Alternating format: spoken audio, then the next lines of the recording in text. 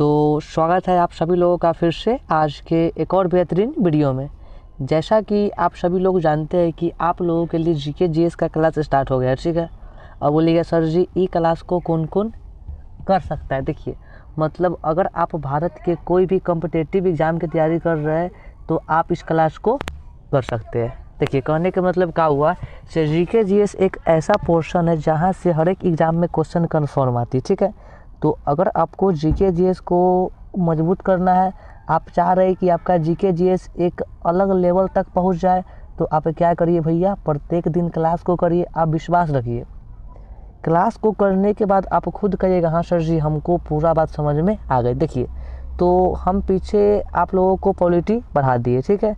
तो अब हम आपके लिए क्या स्टार्ट की है, तो इतिहास, ठीक है। देखिए मतलब इतिहास से एग्ज़ाम में क्वेश्चन कन्फर्म आता है, ठीक है। देखिए तो आज हम लोग क्या पढ़ेंगे, आज हम लोग पढ़ेंगे भारतीय इतिहास को जानने के स्रोत, ठीक है। मतलब यहाँ से आपके एग्ज़ाम में क्वेश्चन 2 से 3 नंबर का कन्फर्म आएगा, ठीक है।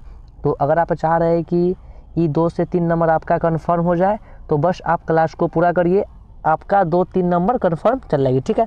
चलिए हम लोग करते हैं क्लास को स्टार्ट। देखिए समझिए, सबसे पहले हम लोगों का यहाँ पे देख रहे हैं क्या प्राचीन भारत में पढ़ रहे हैं, ठीक है। तो क्या हम लोग पढ़ेंगे यहाँ पे, तो पढ़ेंगे भारतीय इतिहास को जानने के स्रोत। देखिए समझिए, अब बोलिए सर जी से आप इतिहास तो पढ़ा रहे हैं लेकिन इतिहास का मतलब क्या होता है। देखिए तो जब भी आपको इतिहास का मतलब जानना है, ठीक है, तो इतिहास का अर्थ क्या होता है, बीता हुआ समय, ठीक है। मतलब जो बात बीत गया उसको हम लोग क्या बोलते हैं, इतिहास, ठीक है। अब बोलिएगा सर जी इतिहास के पिता किसे कर, देखिए तो इसी इतिहास के पिता के नाम बोलेगा, ठीक है, या उसका बोलेगा फादर ऑफ हिस्ट्री, ठीक है। तो इतिहास के पिता के नाम हम लोग क्या बोल देंगे, तो बोल देंगे हेरोडोटस। क्या बोल देंगे, हेरोडोटस, ठीक है। आपको ये बात को याद करना है, ठीक है।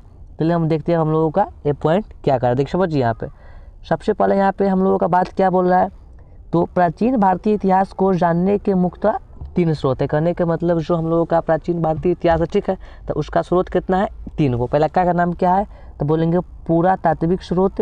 नंबर 2 का नाम क्या है, साहित्यिक स्रोत। नंबर 3 का नाम क्या है, विदेशी यात्रियों का विवरण, ठीक है। देखिए तो आपसे एग्जाम में क्वेश्चन क्या पूछ सकता है, पूछ जाएगा थी से प्राचीन इतिहास को जानने के कितना स्रोत है, क्या बोलेंगे, 3 को, ठीक। कौन है, तो फर्स्ट का नाम बोल देंगे पुरातात्विक स्रोत, नंबर 2 का नाम बोल देंगे साहित्यिक स्रोत, और नंबर 3 का नाम क्या बोल देंगे सर जी, तो बोल देंगे विदेशी यात्रियों का विवरण, ठीक है। देखिए समझिए यहाँ पे, देखिए अब सबसे पहले अब बोलेगा सर जी आप तो फर्स्ट बतला दिए पुरातात्विक स्रोत, ठीक है। आखिरकार पुरातात्विक स्रोत में हमको पढ़ना क्या है, देखिए तो क्या करा, पुरातात्विक स्रोत के अंतर्गत मुख्य रूप से अभिलेख, स्थापत्य कला, चित्रकला, मुद्राएं आदि को शामिल किया गया, ठीक है। कहने का मतलब ना पुरातात्विक स्रोत की बात करेंगे अर्थात प्राचीन काल में जो स्रोत प्राप्त हुआ उसको ही क्या बोलेंगे, पुरातात्विक स्रोत, ठीक है।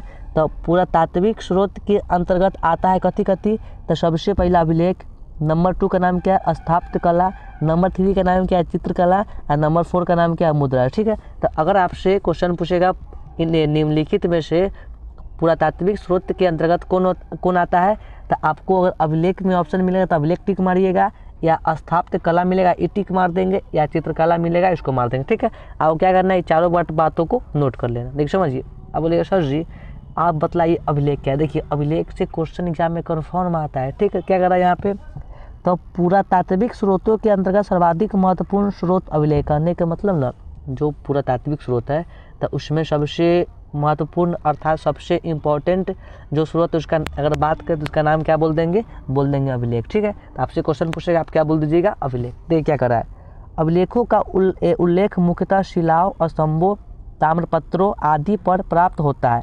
अभिलेख के अध्ययन को एपिग्राफी कहते हैं। देखिए ये जो पॉइंट बहुत मोस्ट इंपॉर्टेंट है। आपसे क्वेश्चन क्या पूछेगा, अभिलेख के अध्ययन को हम लोग क्या बोलते हैं, तो क्या बोल देंगे सर जी, एपिग्राफी, ठीक है।